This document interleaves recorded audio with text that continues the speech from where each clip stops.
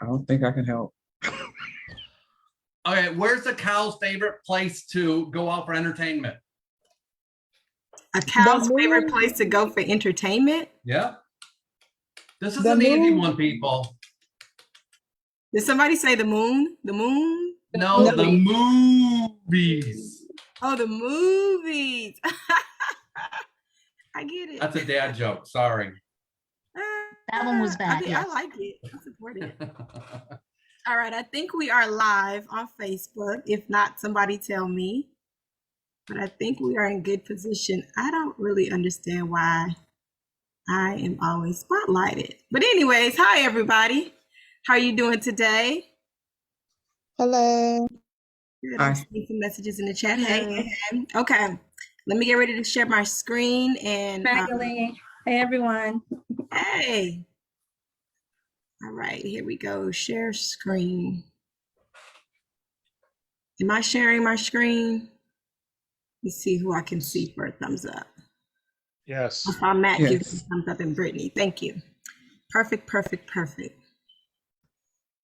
Well, I should probably ask, am I sharing the right screen? Are you seeing building genuine customer connections on your screen? Absolutely. Absolutely. Okay. I was in a meeting earlier and I was sharing your screen the entire time they were looking at a Microsoft Word document and nobody said it. Anything, not an actual presentation. Oh, wow. But okay. All right. So quick introductions and then I'll jump right into today's presentation. Hi to all the new faces. I am Magdalene Jacinth. I serve as the Interim Executive Director of Hustle Winston-Salem, which is a nonprofit organization dedicated to accelerating minority and women-owned businesses. We're focused on inclusive entrepreneurship. If you ever want to learn more about Hustle, feel free to reach out to us. You can visit our website, hustlews.org, and click the Contact Us page, and that'll get you to me or one of our board members or someone on our team.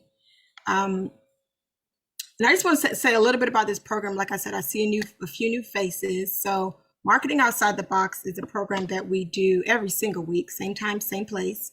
So anytime your schedule allows, please feel free to join us. And we have a monthly series each month. And we try to have a monthly series. Sometimes all month long, we talk about something different. But we strive to have a monthly series and we tackle that topic throughout the entire month.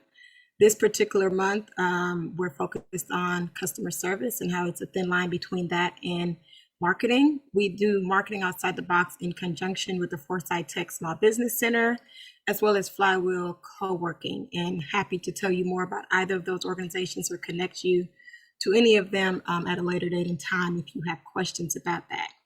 If you are not in the North Carolina or Winston-Salem Triad community, welcome to us virtually. If you are outside of that area, we welcome you via the screen.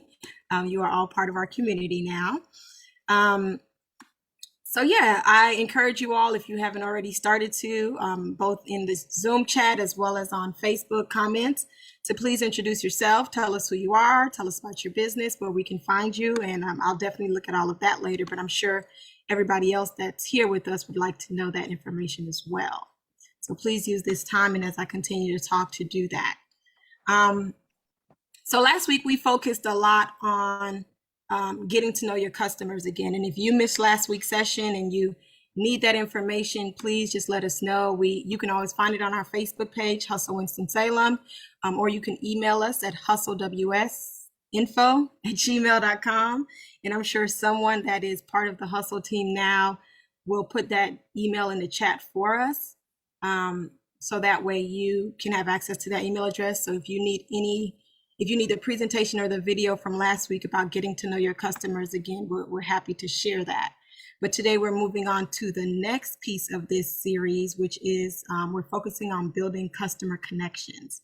So that's what today is primarily about, building genuine customer connections. All right. And I think next week we're going on to authenticity, if I remember correctly.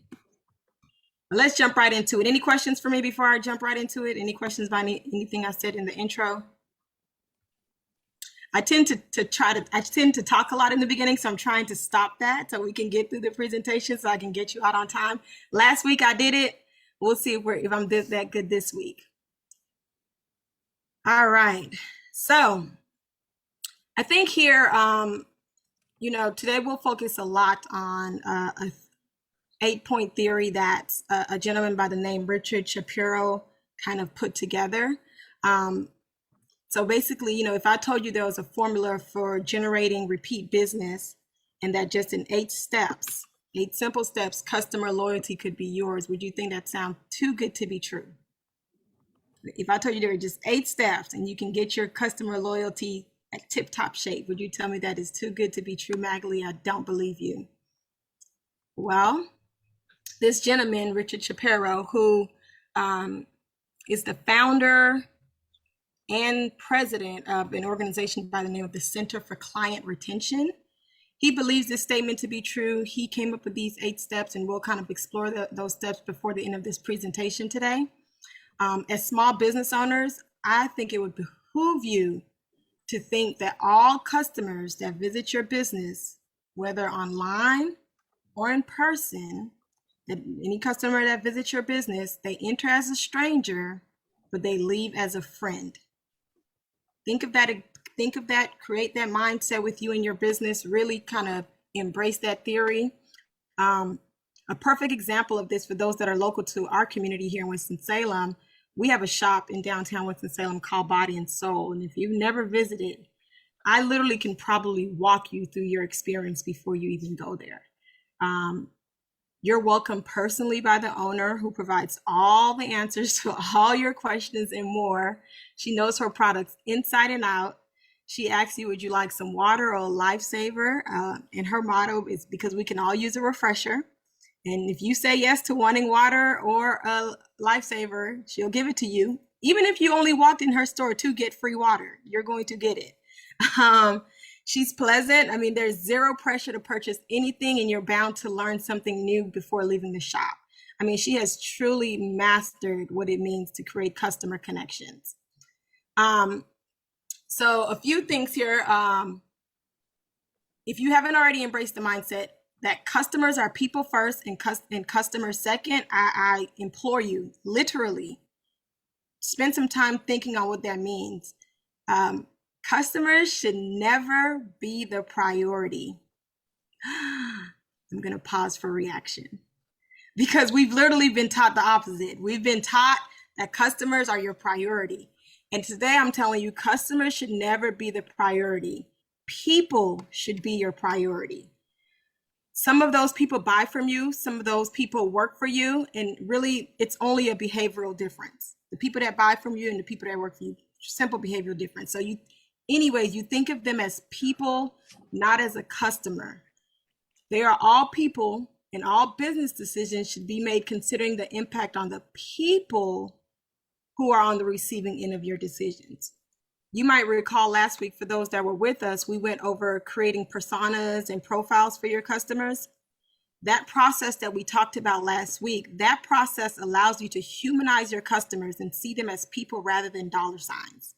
And once you've done that, you are down the right path of connecting to your customers. Once you see them as people, not dollar signs, not customers, you are tripping down, you are going down the right path. So keep in mind that customers are most likely to give your company repeat business because you've made their experience as a person convenient, not because they like your business.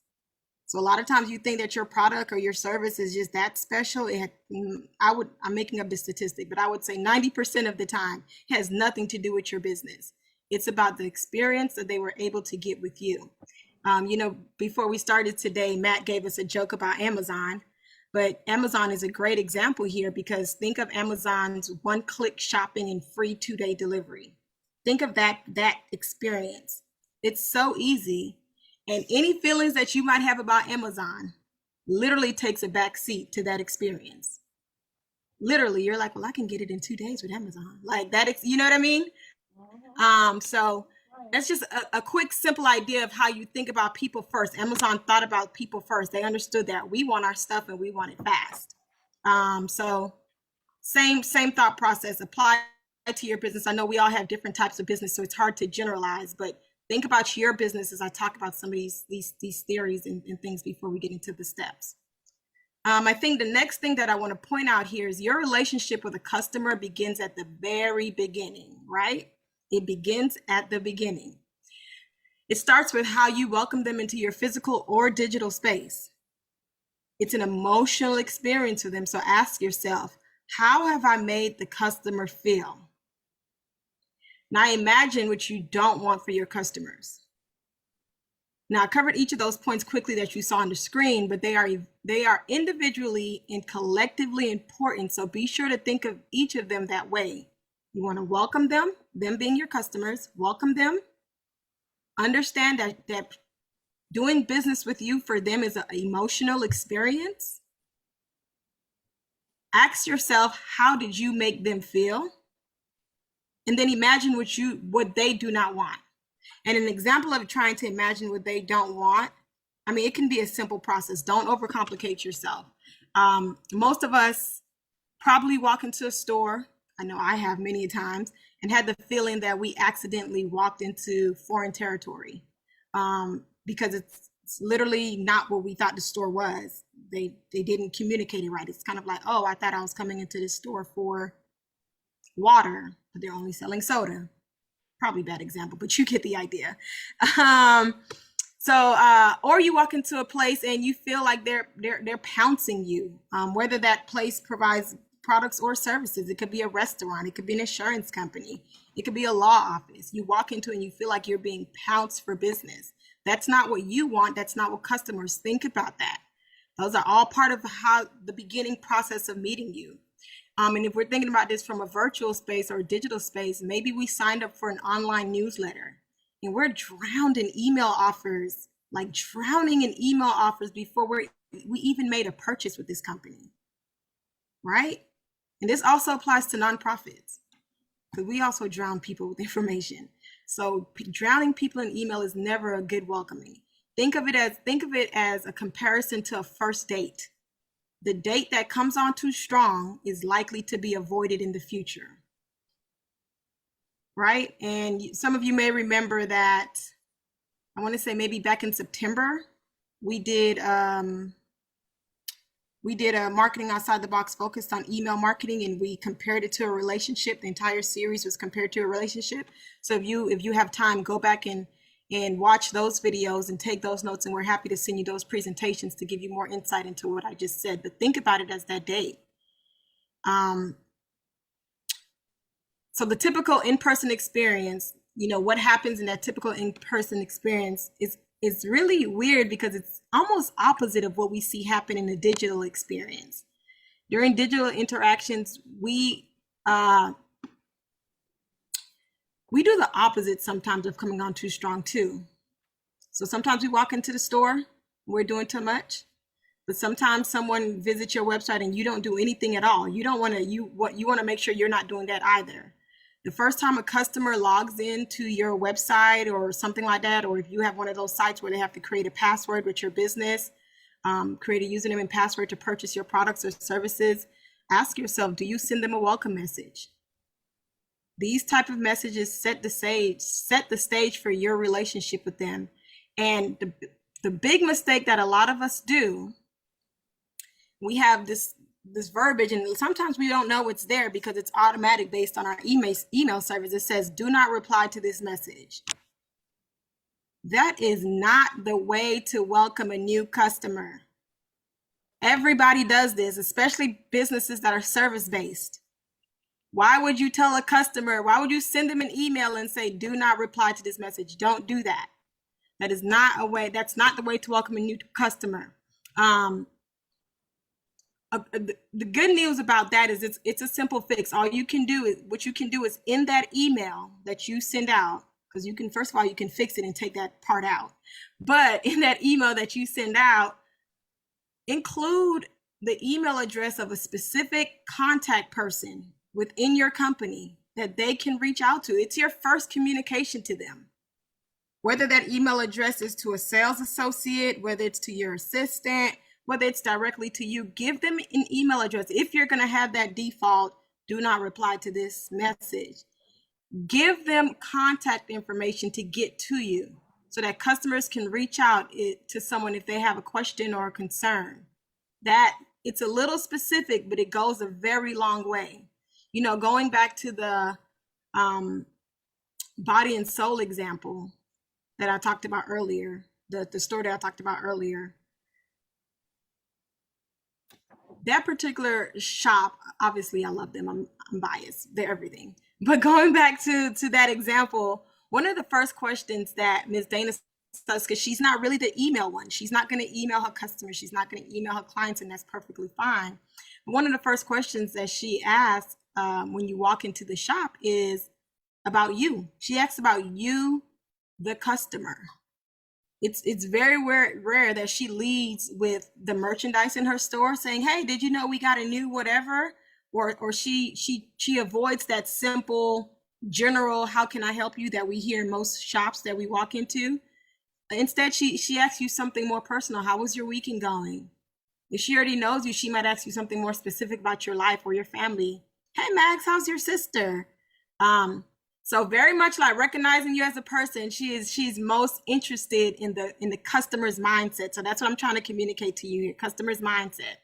And again, the 8 steps that we're going to go through in a little bit from Mr. Shapiro, he says that there are magic phrases that you can listen for, whether it's through a customer survey that you're listening to this phrase, whether it's directly in person that you're hearing this phrase from your customer, but certain things like, this is my first time here, or I just moved to the area, or I looked at your website and blah, blah, blah, blah, blah. These are considered magic phrases because they invite responses. So if you're listening, you'll find that your customers give you chances to engage and build relationships with them. So I just wanted to point those things out as you think about creating that initial intimacy and connecting to the customer in the very beginning, okay? Those are just some things I wanted to point out. So moving on to the 8 steps. Now with his formula, I believe they're all oldies but goodies. And just remember that although it's a formula that we're providing from him, it's just really, the formula is only a means to an end. It's how you practice these 8 steps that matter. So I'm giving you these 8 steps, but how you execute them is really that matters. And the 8 steps are from the perspective of a customer, okay? They're from the perspective of your customers. So step number 1, from the perspective of the customer, make me feel welcome. Let me ask really quickly, one person, if I can get one person, how do you feel you make your customers feel welcome? One person, feel free to unmute yourself and just answer that question.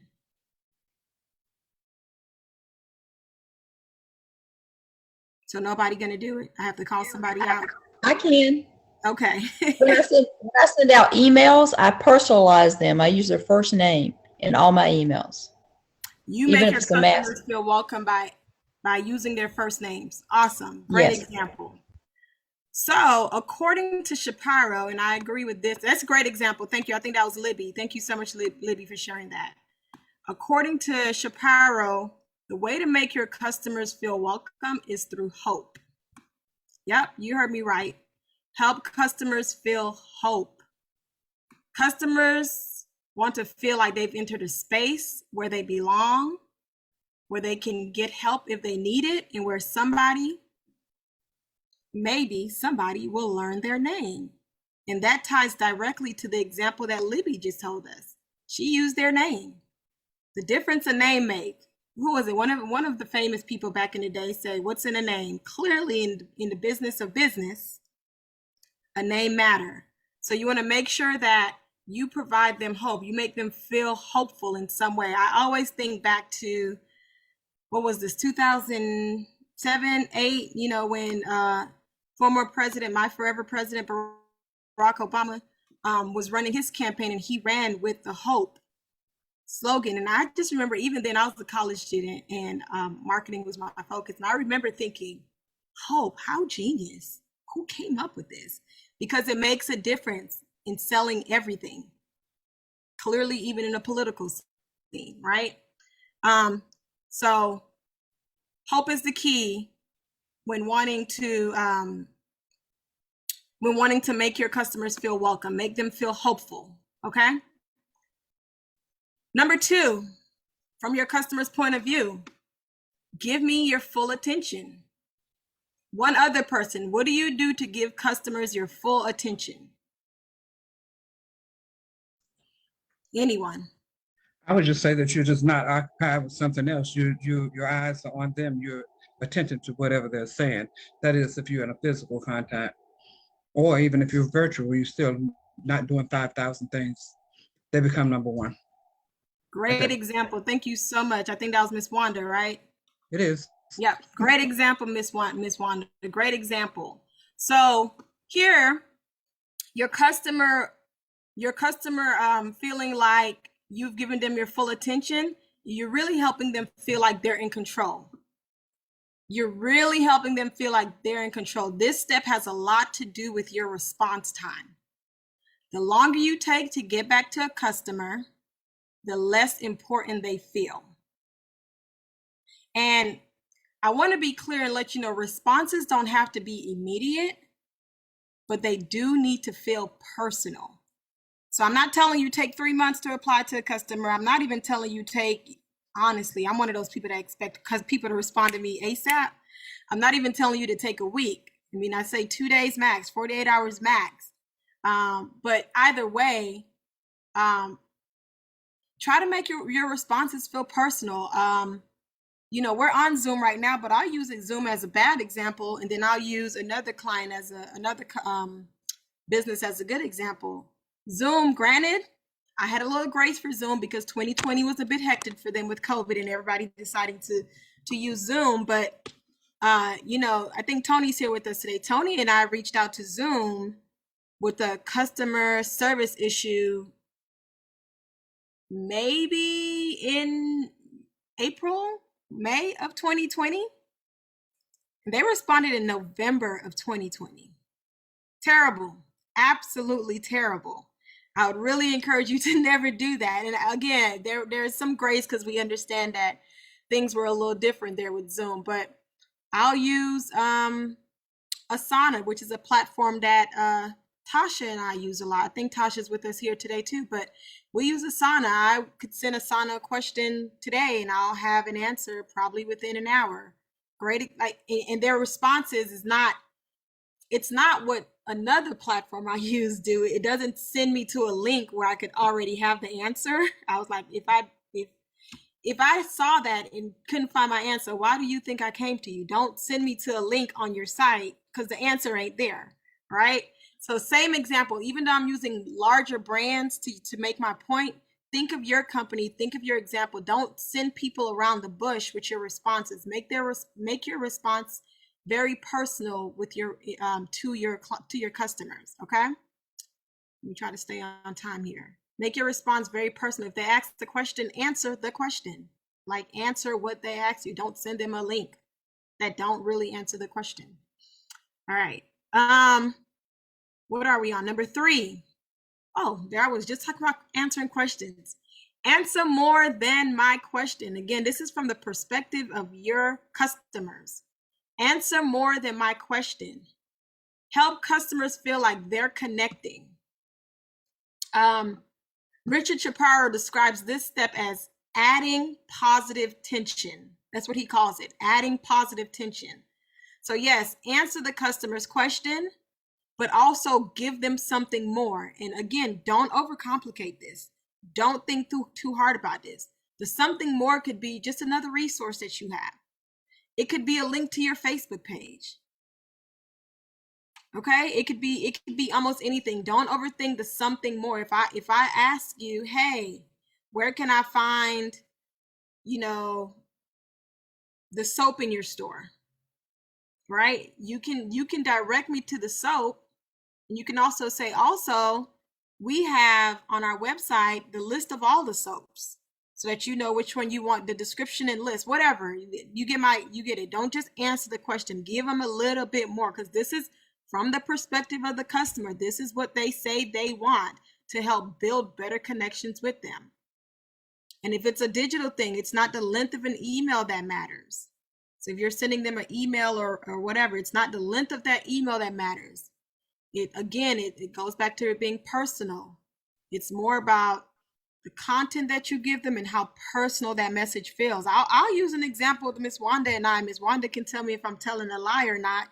But the first time we met and we talked about it, I mean, yeah, I have templates that I could have copied and pasted and sent to Miss Wanda and say, here, visit our website and everything you need to know you can find on it. I could have literally just sent that to her. But I personally felt like it was important to send her a personalized message. And I sent her the link to everything that we talked about in our meeting. Here's where you can find the grant. Here's where you can sign up for this. Here's where you can do that. I could have just sent her our last email because it was in there, but I think it makes a difference. I mean, let me know if I'm wrong, Miss Wanda. My comment is that you're exactly right. It does make a difference. Everybody likes to feel appreciated, and whatever their concern is, that it matters. So that has a lot to do with why you need to interact as opposed to copy and paste everything, because everybody basically can copy and paste. Absolutely, absolutely. So I so appreciate it the way it was handled. It was my pleasure. Thank you. Mac, I think the other thing that's really important on this one is to recognize that sometimes the question that gets asked isn't really the question that ought to be posed. And so answering more than the question also relates to what's the context somebody's trying to operate in, and are they asking the question that really is the issue? Absolutely. And I would say with that, Rick, thank you for that, Rick. And what I want to add to that is if you do that right, if you do that route and you're thinking more about what is the question they're actually trying to ask, I want to caution everyone to be sure that you approach that in a sensitive way. I was just in a meeting yesterday, I kid you not, where a question was posed to someone and the speaker responded with, I think what you're asking is, but it did not come out in a nice way, in my opinion. It came out in a way where it's like, I know more than you. You don't even know what to ask me. So just kind of tread lightly and make sure you do that in a very sensitive way. But that's a very excellent point, Rick. And I think it should not be missed. Thank you for adding that value to that. Okay. What number are we on? Number 4, next step.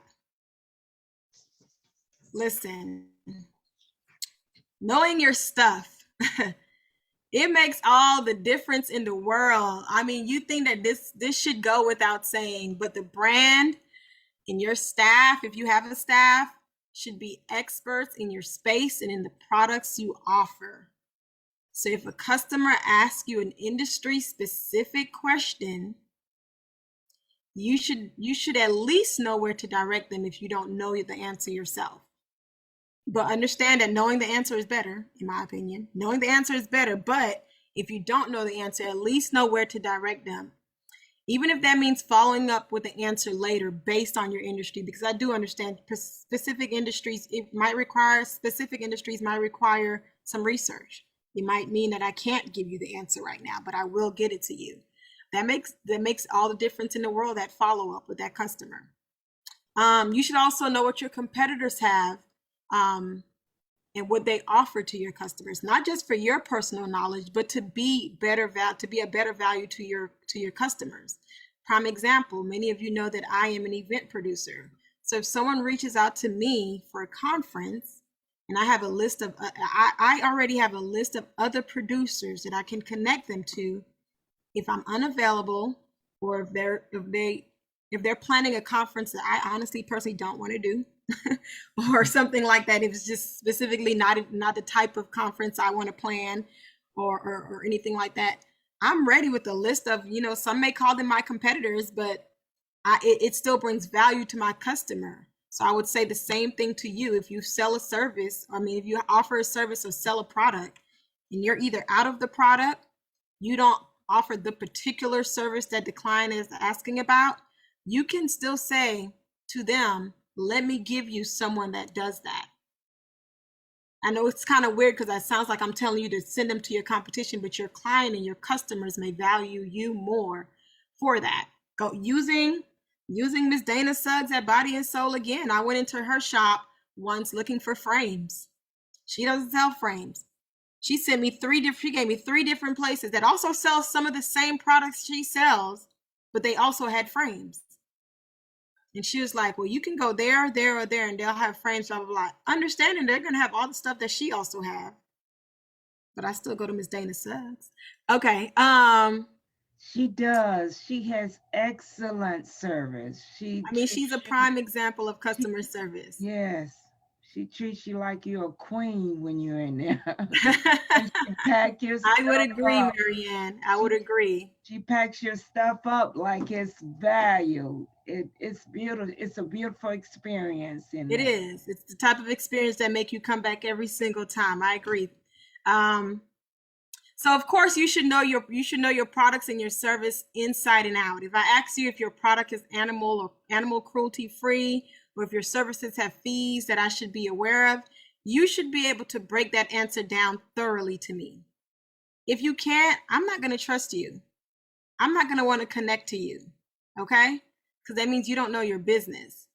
And this step here is all about knowing your stuff. This step also stresses the importance of investing in your employees. If you have employees, the importance of investing in your employees to make sure they know your stuff too. They have to, this could be trainings, this could be tutorials. Investing in them directly impacts their interaction with your customers, okay? And that means your customers are going to have an opinion on you and your business, your brand, your products, your service, based on whoever's on your team. So invest in them to know your stuff too, okay? That point shouldn't be lost on you as a business owner. Tied to knowing your stuff, I mean, the whole point here to knowing your stuff is to help your customers to trust you. The whole point of today is building those customer connections. Customers like a confident seller. Don't confuse confidence with cockiness.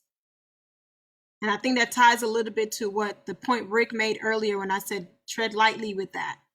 Don't confuse confidence with cockiness. You have to find that fine line between the two. Because, you know, we want to know that you're so sure in your product, you're so confident in your service that we're confident spending our money with you. We are okay giving you our green dollars because you know you know what you're talking about. So knowing your stuff is directly tied to that. You can also help customers trust you through engaging with them. And this is like we always talk about, so I won't spend too much time on this point. Emails, social media, the works. Just engaging with your customers will help build that trust all around. And customers tend to treat businesses the way they treat other people. So we hold people to certain standards, and we build relationships with people that we have faith in. Business is no different, okay? Business is no different. We hold businesses, we hold businesses to the same standards that we hold people, okay? So with that in mind, the question then becomes, how can I demonstrate that my business is one of the good ones? How can I demonstrate that my business is one of the good businesses? It's one of the ones that you want to build a relationship with. What does it take to gain your customers' trust and confidence, right? How can you prove to customers that you have their best interest in mind? Whatever the answer for your business is, remember that you have to prove it over and over and over again, because consistency yields trust. So if you prove over and over and over and over, you're proving whatever it is that you're proving to your customers that you have their best interest in mind. Because again, I understand this is different for everybody's business. So whatever that proof is, whatever it is that you're proving, you're gonna have to prove it over and over. And once you're consistent enough, they're gonna trust you. I use the example of Nike all the time. We trust Nike because Nike has proven himself over and over and over and over, right? So just keep that in mind. Being consistent yields trust. And sometimes that's hard if you're a new business, because a new business is testing a lot of things, you're changing a lot of things, and that's okay because you're new, you're figuring it out. But once you figure out what that thing is that you're proving, you're gonna again prove it over and over and over and over. Okay. All right, number 5, from your customer's point of view, don't tell me no. Your customer says, don't tell me no. Now, don't confuse this. Don't invite frustration into this statement here. All I'm basically telling you is turn your negative responses into positive statements. For example, if a customer calls you and asks you what time you close and you close at 5 p.m., like don't just end with we close at 5 p.m. I guess this is a little tied to answering more than they ask you. Also tell them we close at 5 p.m., but we open at 9 a.m. I hope to see you in the morning.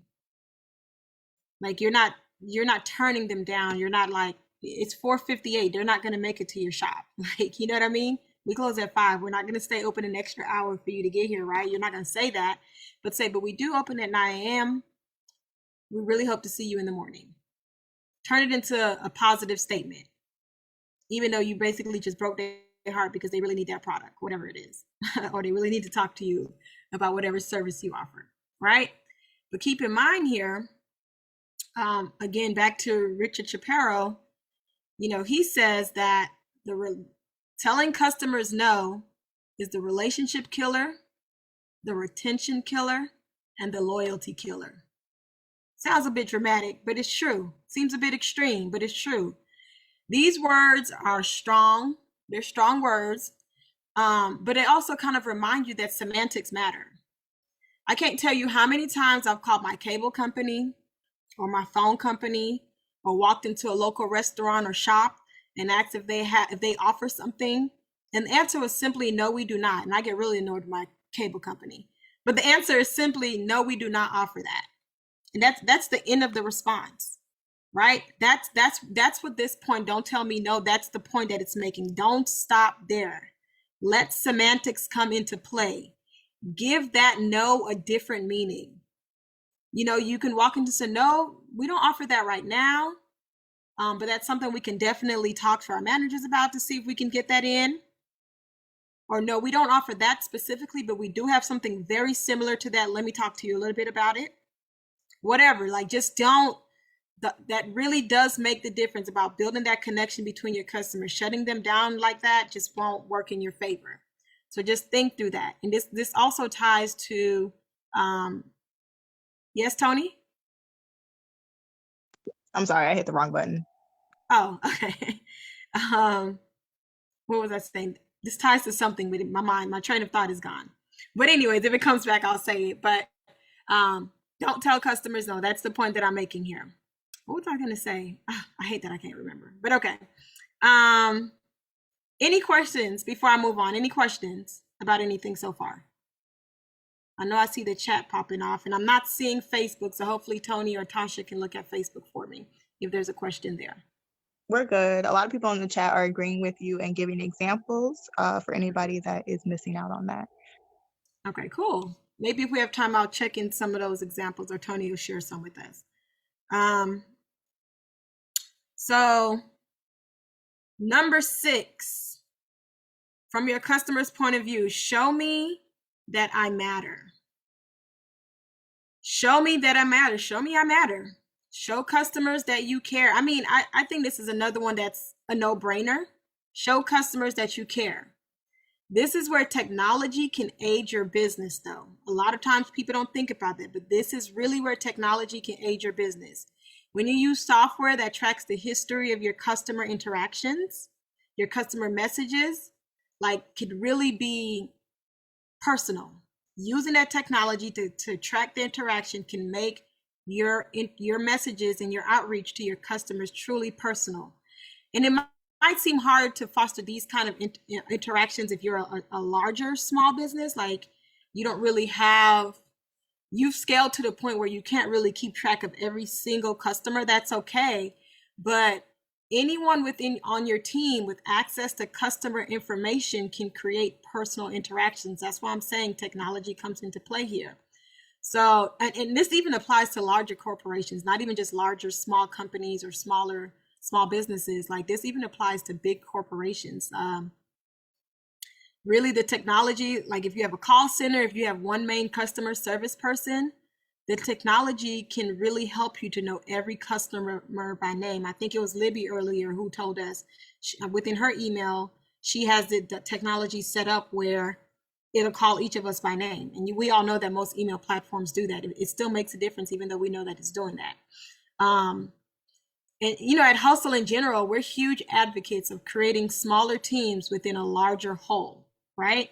So with the right software, any representative of your business can say, hey, I know you normally deal with LaTanya, but I'm Kenny and would love to help you today, because your software and your technology have set it up for them where they know that, like on our team, Tasha can reply to anyone and say, hey, I know you typically work with Magley, but she's unavailable, but I can answer your questions or whatever. And it provides that same customer connection. It provides that same confidence, the same trust. And if you are not a small team as Hustle is, and you're a larger small team, there's software that helps you know that. Keeping notes matter in this way because last week we talked about keeping notes. We talked about customer notes, keeping a spreadsheet of all of that. And if you have a more advanced software instead of just a spreadsheet, that's fine as well. But something where someone else on your team can quickly search, Sarah's name and see that Sarah has talked to LaTanya. And LaTanya's not at work today. LaTanya's on maternity leave. She won't be back for another 6 weeks. So if Sarah wants help, she's going to have to work with Kenny. But Kenny has all the information because you kept your software and all your technology has kept you connected to your customer.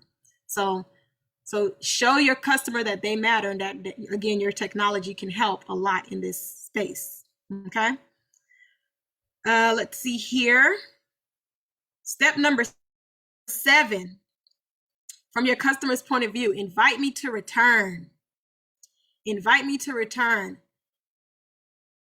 Help customers feel wanted. I think Miss Wanda mentioned this earlier about people want to feel wanted. People want to feel like they matter, like they're important. Help customers feel wanted. The great thing about relationship-based business interactions is that we can draw from our experiences in life, right?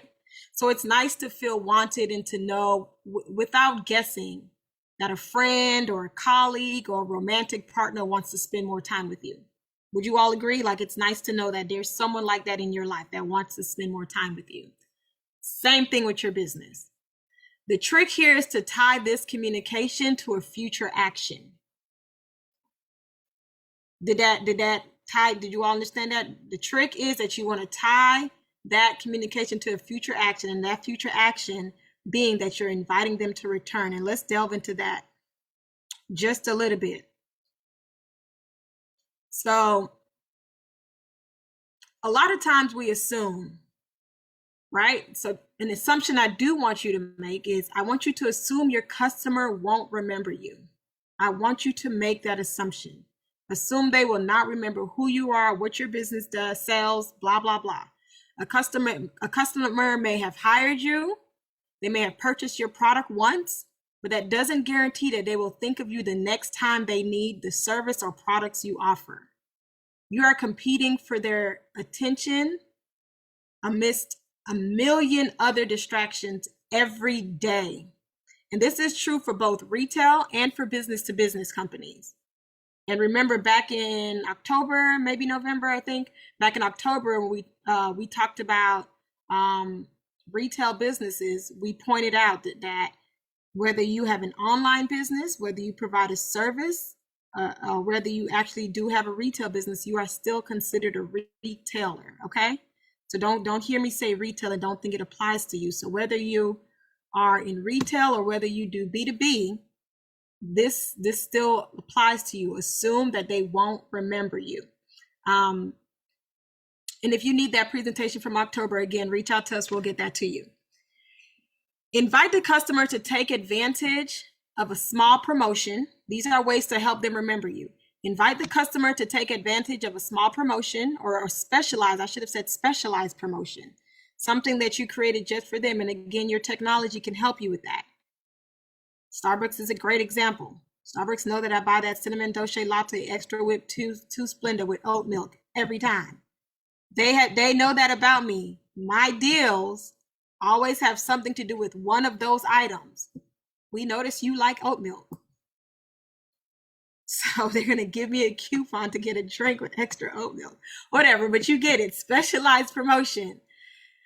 Or give them someone to reach out to if they have questions. Sounds simple, but if you give someone, like, if you have any questions, you can always reach out to Mia, who's on our marketing team, and Mia can answer any of your questions, right? This is Mia's email address. You can reach Mia at this day and time. People feel like, okay, I have some, banks are good at this. Banks are good at giving you a name of a person. If you're at least if you have a business bank account. I don't know about personal banking. They're not that great. But yeah, so if you haven't heard from your customers in a while, reach out and let your customers know you would appreciate their future business, because so many businesses literally forget to just invite the client back. And this is where Shapiro found businesses lacking, and he calls this the leave behind phase. Lacking in the leave behind phase. If you think of a customer interaction like a dinner party, you wouldn't send your guests out the door saying, "All right, get out," right? Instead, you're a bit more gracious. "Thank you for coming. Please come again. Thank you for using my services. I hope that you use me again." Same idea. And you can personalize it if you can. I can't wait to hear about your trip when you're back from vacation. The important thing is that to invite your customers to return. Tell them you want to see them again and to spend some more time with them, because we all like to spend time with each other. Treat your customers the same way. Okay, where are we? Step number 8. Yes, look at me. Yes, look at time. I'm so proud of myself. Okay, step number 8. From your customer's point of view, surprise me in good ways. Help customers feel special by recognizing them with a note or message, especially when they've shared something personal with you. Like, did they mention to you that they just moved to the area or they're moving? Send them a house plant. Now, if your business size and client base doesn't allow you to get that personal because you have way too many clients and you can't send everybody a house plant every time they move, if you can't do that, then consider giving your employees or your team a small budget to use at their discretion to surprise or give customers in small ways. Leave it up to your team to figure out who they want to surprise. Is it loyal customers? Let them figure that out, but give them some leeway to make that decision, or block time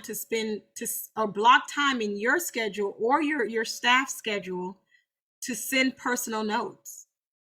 Meaning today from 3 to 4, I'm writing personal notes to send to potential clients or past clients from me. You're only doing that 1 hour a month. Block time to send personal notes. Or again, going back to employees, if you have employees, giving employee business cards, it sounds simple, business cards or something similar to that. It helps empower them, but it also can provide that personal touch to your customers. Again, being able to give a card to a customer and say, "Hey, email me anytime you want." It really allows your customers to connect to your employees by way of connecting to your brand. So don't discount your employees if you have a staff. Okay. And as we think about surprising them in good ways, I mean, I would be foolish not to mention rewards, right? Most of you, hopefully, especially if you have a product-based business, but even if you have a service-based business, rewards can be your best friend. When someone does something above and beyond our expectations, we leave feeling delighted, we leave feeling excited, and we all know that we want to delight our customers, right? So go above and beyond for them, and they'll likely tell other people that you did that, right? So if people do that, if that's how people feel, again, individually with other people, same thing with business. This can be simple, again, as remembering a customer's name, or as simple as offering a gift on their birthday or another milestone.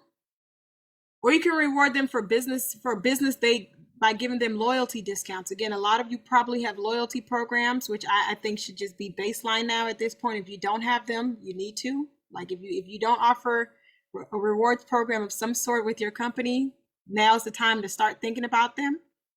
You could create a loyalty program that brings value, though. Customers aren't loyal to loyalty programs that are whack. We are not loyal to loyalty programs that bring zero value to us. So spend time crafting a loyalty program that brings value to both your business and to your customers so that you create a quality program. Okay. I'll use Starbucks as an example again. If you want a loyalty program to just look at and model after. I mean, I don't know how many of you all drink Starbucks. I drink local coffee too as well, guys.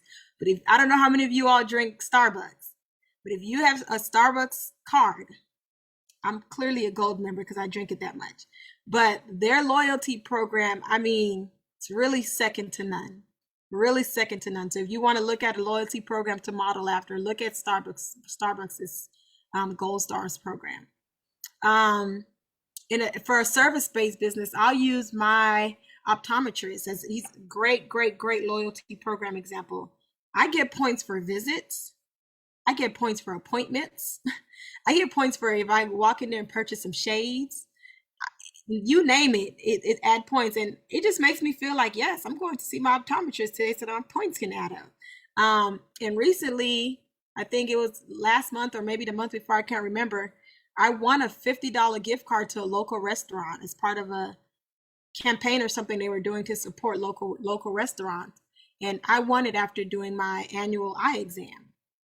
I mean, it was a wonderful surprise. I don't think to go to my eye doctor and leave with a gift card to a restaurant, a $50 gift card at that, to a restaurant. But it doesn't even have to be that deep. But whatever you decide to provide to your customers, it doesn't have to be that deep. It can be as simple as offering them, priority parking next time they visit your downtown location, because everybody knows trying to park in any downtown city location is a nightmare. So if you can say, hey, you won priority parking next time you visit me, you're pretty much guaranteeing that they're going to visit your store again, but they also just want a nice surprise. They don't have to think about parking again next time they visit you. Right? So think a little bit outside the box with your rewards program. All right, I'm almost done. Maybe this is my last slide. Okay, this is my last slide. So essentially here, what I want to say, earlier in this session, we talked about how it all starts in the beginning. And as we come to a close today, I want to remind you that it's also true that all good things can be ruined by a bad ending. So think about your interaction with your customers as you're trying to build these customer connections. Think about how you end that relationship. And each relationship is a one-on-one. So each time you see this customer, you're starting over with that relationship. And you don't want to end it badly. So you want to make sure that it ends hopefully on a positive note, because in the end, it's these person-to-person interactions that matter the most for your business. Honestly, that's the best marketing you can do for your business, these person-to-person interaction. And that person-to-person interaction, you heard me talk a lot about if you have employees, if you have a staff, because they matter too. People might have a great relationship with you, but can't stand your assistant. That's going to directly impact your business. So those person-to-person interactions matter the most. These interactions have to feel authentic. And if they feel authentic when delivered from someone who knows the customer, it makes them feel like it's more than just a transaction. And I'll stop there because that's a great transition for us ending today, and me inviting you to join us next week as we continue this series focusing on the thin line between customer service and marketing.